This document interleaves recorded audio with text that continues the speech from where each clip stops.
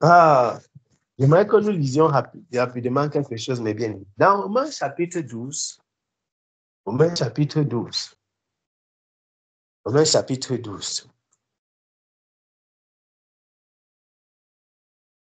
Romains chapitre 12, on va lire à partir d'où? Verset 4. On va lire à partir du verset 4 jusqu'au verset 8.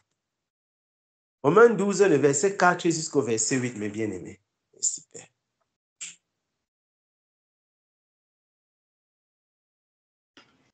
Romains 12, le verset 8 du verset 4 au verset 8. Romains 12, verset 4. Vas-y, ma soeur. Vas-y. Car, comme nous avons plusieurs membres dans un seul corps, et que tous les membres n'ont pas la même fonction, ainsi, nous qui sommes plusieurs, nous formons un seul corps en Christ, et nous sommes tous membres les uns des autres. Puisque nous avons des dons différents selon la grâce qui nous a été accordée, que celui qui a le don de prophétie les aide selon l'analogie de la foi, que celui qui est appelé au ministère s'attache à son ministère, que celui qui enseigne s'attache à son enseignement, et celui qui exhorte à l'exhortation. Amen. Amen. Amen. Que celui qui. Il n'y a pas une personne qui dit que moi, il n'ai été appelé à rien. Comme vous me voyez ici, non, je suis seulement venu pour vous regarder. La personne, ça n'existe pas dans le Seigneur. Que celui qui.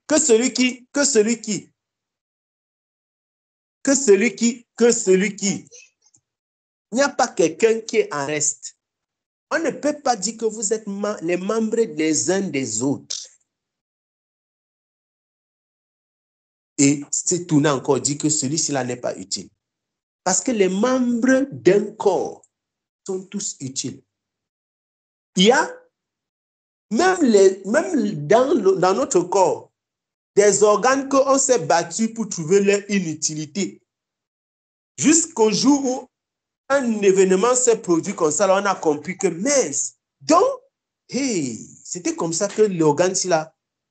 Donc, ça sert à quelque chose. Oui, oui, c'est vrai. Quand tu marches comme ça, est-ce que tu connais vraiment? Est-ce que quand tu marches, tu es content? Quand tu manges la tchéké, tu te soucies de tes suicides. Ça ne t'intéresse pas. Quand tu manges ton poisson brisé, ce sont tes dents qui t'intéressent. Tes dents t'intéressent. À l'instant où tu manges la nourriture, c'est bon dans ta bouche. C'est ta langue. Si ta langue est brûlée, tu vas savoir de quoi il est question. Parce que tu ne sens pas le goût. Si tu as une plaie, tu dis que mince, c'est quoi comme ça là? Oh, la nourriture là. Ça ne t'intéresse pas. Les dents ne vont pas t'intéresser quand tu es en train de marcher, tu es en train de réfléchir à un problème. Mais quand tu vas vouloir manger, celui qui boit seulement la bouillie, les dents ne l'intéressent pas, pourtant, il est toujours en train de manger. Chacun sert à quelque chose. Il y a un organe qu'on appelle l'appendice. L'appendice. Vous avez entendu que beaucoup de personnes, beaucoup de personnes, on leur a fait une opération d'appendicite. On a ôté l'appendice. Beaucoup disent, non, l'appendice, ce n'est pas important. Mais il y a des études maintenant qui ont démontré l'utilité de l'appendice par rapport à certaines maladies qui interviennent même dans la régulation de la flore et tout, la flore bactérienne de l'organisme. Il y a tellement de choses que tu restes comme ça, tu dis que waouh, le système immunitaire, même l'implication de l'appendice, cet organe qu'on retire souvent, quand ça énerve, on retire, on jette. Mais va donc, quand on a retiré comme ça, tu as donc perdu cette capacité-là. Il n'y a pas une cellule que le Seigneur a enlevée. Il a parlé tout à l'heure des soucis. Quand tu manges des soucis, ça ne t'intéresse pas. Rase ça. Et tu pars dehors quand il fait soleil. Quand la sueur va couler de ton front, entrer dans ton œil, tu vas savoir de quoi il est question. Alors tu comprends que, hey, tu avais mis quelque chose ici, là, maintenant, il n'y a plus. Tu comprends que le Seigneur n'avait pas mis ça pour rien. Donc, quand la sueur coule de mon front, ça peut entrer dans mon œil. Je ne savais pas. Oh, je me suis rendu compte quand j'ai enlevé mes soucis. Il n'y a pas quelqu'un qui est négligeable, mon ami. Il n'y a pas quelqu'un qui est négligeable. Personne ne peut dire que je ne sais à rien. Personne. C'est quand tu cognes ton petit orteil au bord de la table. La douleur que ça te fait mal, mon frère. La douleur que le petit orteil que tu as cogné sur l'angle de la table, la façon ça te fait mal. Tu sens comment ton cœur accélère, mais tu n'as pas cogné ton cœur. Mais bien aimé, Dieu a fait les choses extraordinaires. Notre corps nous parle, il nous enseigne. Il nous enseigne. Notre corps est un enseignant. Et j'aime utiliser le corps comme ça parce que c'est formidable l'œuvre que notre Père a accomplie. Tu cognes ton pied, façon ton cœur accélère, toi-même tu sens que, gars, le cœur est au courant que ça fait mal en bas. Ça fait mal. Ou tu restes comme ça, tu es en train de marcher, tu cognes ton genou, tu secoues ta main. Ah, la main secoue parce que la douleur, mais ce n'est pas si la main qui a la douleur. La douleur est au pied, mais la main ne fait que secouer. Tu serres les dents. Pourtant, les dents n'ont pas de problème. Tu n'as aucun problème dans ta bouche. Tes dents sont serrées seulement parce que le pied a mal. Seigneur, l'œuvre de Dieu. C'est ça, mes bien-aimés. Une œuvre merveilleuse. Merveilleuse. Merveilleuse. Comme il y a plusieurs membres dans le corps. Et que tous les membres n'ont pas la même fonction. Il faut que chacun fasse ce qu'il a fait. C'est ce que l'apôtre Paul enseigne. Il y a plusieurs membres. Nous sommes seulement dans l'Italie pour Jésus, on est plusieurs. Chacun a sa fonction. Chacun a sa fonction. Il y a plusieurs membres dans un seul corps et tous les membres n'ont pas la même fonction. C'est ce qu'il déclare. Ainsi, nous qui sommes plusieurs, nous formons un seul corps en Christ et nous sommes tous membres les uns des autres. Olive est membre de moi. La sœur Grâce est membre de Maman Jeanne. Maman Jeanne est membre de Maman Philo. Ainsi, tout le monde, on est membres les uns des autres. Ça, c'est une vérité profonde. Profonde. Ces choses-ci sont tellement profondes que du fin fond des ténèbres, les occultistes les utilisent contre l'Église. Connaissant la réalité spirituelle de ce que ça signifie un corps. Ainsi, nous qui sommes plusieurs, nous formons un corps, puisque nous avons reçu des dons différents. En fait, nous sommes partis vraiment sur cette exhortation, je vais dire, pour dire, mes bien-aimés, chaque jour qui passe, c'est une opportunité de servir le Seigneur, d'être utile entre les mains de notre Père. Saisissons cette opportunité. Saisissons cette opportunité. Pas pour l'activisme, mais pour être utile à ce à quoi il nous a appelés. Il n'est pas question de faire les choses à notre façon. Non, de nous laisser seulement entre ses mains. Et il fait de nous ce qu'il veut. Regardez, on est là. Quand tu es en train de dormir, tes yeux sont fermés, mais ton cœur bat. Le cœur, lui, on l'a fabriqué. Lui, quand on a créé le cœur, quand Dieu a créé le cœur, il a mis le cœur avec une pompe. Il lui a donné, il y a des piles. Le cœur a des piles. Vous ne saviez pas. Je vous informe. Il a, au centre du cœur, il y a une pile qui ne doit jamais perdre l'énergie, qui ne doit finir, il ne doit jamais finir son énergie. Cette pile-là fait que même quand tu dors, le cœur continue à battre. Si ton cœur s'arrête de battre, tu vas partir là-bas, de l'autre côté. Tu vas te retrouver là où la personne qui avait fabriqué là a mis les piles et il a, voilà, vous comprenez. La pile là doit toujours avoir l'énergie. Donc même quand tu dors, même quand le cerveau se repose, les muscles sont au repos, le métabolisme est basal. Lui, il continue tout.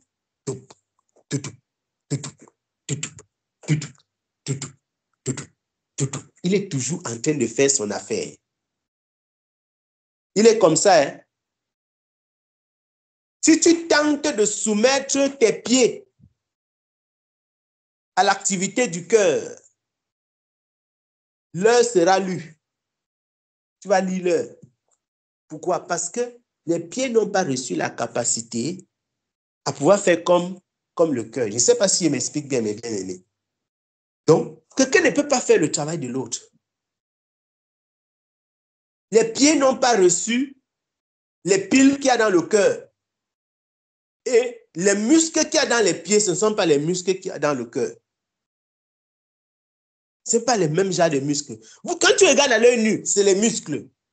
Mais ce n'est pas les mêmes genres de muscles. Ils ne reçoivent pas leur fonction de la même façon. C'est extraordinaire. L'œuvre de l'Église. L'œuvre de notre puissant Dieu des armées. Sa façon d'opérer. C'est ça. Majestueux, glorieux. Glorieux, glorieux. Nous sommes tous différents les uns des autres. Mais Dieu attend quelque chose de toi. Il attend quelque chose de chacun d'entre nous, mes bien-aimés. De chacun d'entre nous. Il attend quelque chose. Il attend quelque chose. Il attend quelque chose. Et il n'y a pas de petite œuvre dans le Seigneur. Vous voyez les soucis. Les soucis ne peuvent pas dire que mon travail n'est pas important. Parce que je suis seulement là, je suis accroché comme ça, vraiment, on dirait que je ne sais à rien. Ou bien les ongles des orteils disent que mon travail n'est pas important.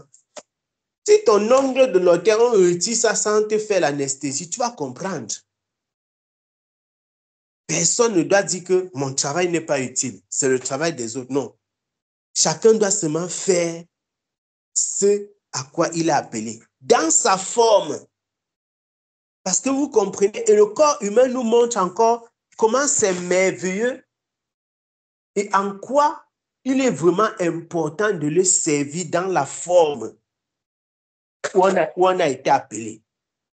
Regardez les gens qui ont, par exemple, regardez les gens qui ont des problèmes, mes bien-aimés. Regardez les gens qui ont, je vais prendre les gens qui sont couchés à l'hôpital. Vous voyez quelqu'un au département de chirurgie ou bien de traumatologie. Tu vois quelqu'un, il est couché. On dit que, mais il a quoi le monsieur-ci? On dit qu'il a eu une fracture. Il faisait quoi? Il était en train de faire le sport, peut-être, il est tombé. Qu'est-ce qui s'est passé? On dit qu'un os s'est cassé. Pourquoi son os s'est cassé? Qu'est-ce qui se passe pour qu'un os se casse? On a exercé. Pour qu'un os se casse, on a exercé une pression qui était supérieure à la force qui est en réalité naturellement prévue pour que l'os là puisse supporter. Je ne sais pas si je m'explique. C'est-à-dire que quand tu vois quelqu'un, on te dit que non, la personne s'il y a une fracture, non, il faisait l'exercice physique et il a fait il a fait un geste ou bien il a sauté, il a atterri dans une position et on a entendu pac. Qu'est-ce qui se passe? On a appliqué une force sur son os, sur la partie du corps là. Quand il a atterri, la force qui a été appliquée sur cet os était supérieure à ce que cet os-là peut supporter. Mais qui a mis un niveau de force qu'on peut supporter? C'est le Seigneur Dieu des armées. Tu vois les enfants, un enfant tombe. S'il se casse le bras ou le pied, ça guérit en 2 mois. Pour un adulte, ça peut faire en fonction de l'âge encore des adultes. Ça peut aller même jusqu'à 3-4 mois. Et quand c'est chez un vieillard, ça risque de ne jamais guérir en fonction de son âge et de ses problèmes. Ça risque de ne jamais guérir. Pourquoi? La nature. Comment le Seigneur a fait le corps. Il y a un enseignement. Tu vois donc, et dans un même corps, les mêmes os, hein, c'est-à-dire que l'os qui est dans notre tête là, l'os qui constitue notre tête là, le crâne, c'est toujours un os. qui est un os comme notre tibia, qui est un os comme votre doigt. C'est toujours os, os. Et les os, les cellules qui constituent ces différents os-là sont les mêmes. Mais on peut prendre le tibia de quelqu'un, on casse le crâne de quelqu'un d'autre avec. Pourtant, c'est toujours os contre os. Incroyable. C'est tout os et os. Ils ont la même nature sur le plan physique. Mais sur le plan intrinsèque, ils n'ont pas la même dureté. Il y a quelque chose de caché derrière ces choses, derrière ces mystères que le Seigneur a accomplis. Os contre os, mais dureté différente. Le coude, ce n'est pas le crâne. C'est tout os contre os. Pour dire que même ceux qui ont le même ministère, ils ne sont pas pareils. Ce n'est pas parce que celui-ci est apôtre comme l'autre, qui sont similaires. Celui-ci est prophète comme l'autre. Les deux, on dit que non, les deux sont évangélistes, les deux sont docteurs, ou bien les deux sont ceci, qu'ils sont pareils. C'est tout? Non. Même non, mais contenu différent. On est tous utiles entre les mains du Seigneur. Tous. Il n'y a pas quelqu'un, non, tous utiles entre les mains du Seigneur. Et il a fait ainsi la diversité pour l'unité, afin de montrer sa majesté et sa grandeur, sa toute-puissance. C'est le Seigneur qui a fait cela, mes bien-aimés. Le Seigneur Jésus-Christ qui a fait cela. Dieu veut nous utiliser. Le Seigneur veut nous utiliser. Il veut nous utiliser. Jésus-Christ veut nous utiliser. Le Seigneur veut nous utiliser, mes bien-aimés. Il veut nous utiliser. Le Seigneur veut nous utiliser. Il veut nous utiliser. Il veut nous utiliser. Ma prière vraiment, c'est que le Seigneur nous accorde la grâce de nous rendre disponibles entre ses mains. Ouais, que nous soyons disponibles, disposés, pour qu'il nous utilise vraiment au temps convenable dans son œuvre. C'est très important. Qu'il nous utilise à sa guise à lui. Qu'il nous utilise, lui, Jésus, lui, le Seigneur, qui nous utilise. Lui qui nous utilise. Il y a beaucoup dans le monde qui utilisent le Seigneur. Il est temps que le Seigneur nous utilise. Que lui, il nous utilise. Il fasse de nous ce qu'il veut. Qu'il fasse de nous ce qu'il veut. Seigneur, fais de moi ce que tu veux. Mes bien-aimés, dites ça au Seigneur. Dis au Seigneur, Seigneur, fais de moi ce que tu veux. Dis ça au Seigneur, bien-aimé. Seigneur, fais de moi ce que tu veux. Dis ça au Seigneur. Seigneur, fais de moi ce que tu veux. Seigneur, fais de moi ce que tu veux. Positionne-moi dans ton œuvre. Utilise-moi à ta guise. Seigneur, fais de moi ce que tu veux. Positionne-moi dans ton œuvre et utilise-moi à ta guise. Seigneur, fais de moi ce que tu veux. Positionne-moi dans ton œuvre et utilise-moi à ta guise. Utilise-moi à ta guise. Utilise-moi à ta guise. Seigneur, fais de moi ce que tu veux. Positionne-moi dans ton œuvre et utilise-moi à ta guise. Utilise-moi à ta guise. Utilise-moi, Seigneur. Utilise-moi, Seigneur. Utilise-moi à ta guise. Utilise-moi à ta guise. Ah, Seigneur, utilise-moi à ta guise.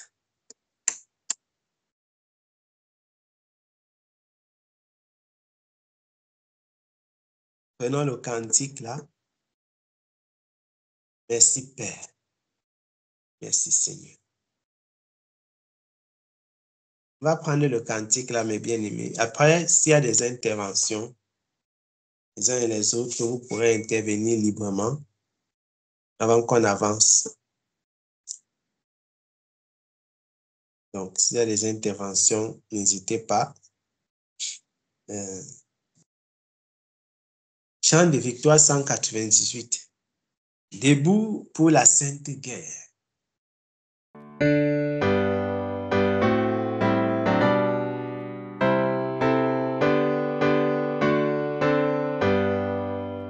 Debout pour la sainte guerre, le mal est grand encore. Plus d'un ami, plus d'un frère, suit un chemin de mort. En avant, tous en avant, notre chef est tout puissant. Nos armes sont la prière, l'amour persévérant. Debout pour la sainte guerre, ranimons notre ardeur. Avec la croix pour bannière, qui ne serait vainqueur. En avant, tous en avant, notre chef est tout puissant. Nos armes sont la prière, l'amour persévérant. Debout pour la sainte guerre, soyons unis et forts. Qu'une charité sincère préside à nos efforts. En avant, tous en avant, notre chef est tout puissant. Nos armes sont la prière, l'amour persévérant. Ô Dieu, pour la sainte guerre, revêt-nous tous en Christ, des armes de la lumière, des dons de ton esprit. En avant, tous en avant, notre chef est tout puissant. Nos armes sont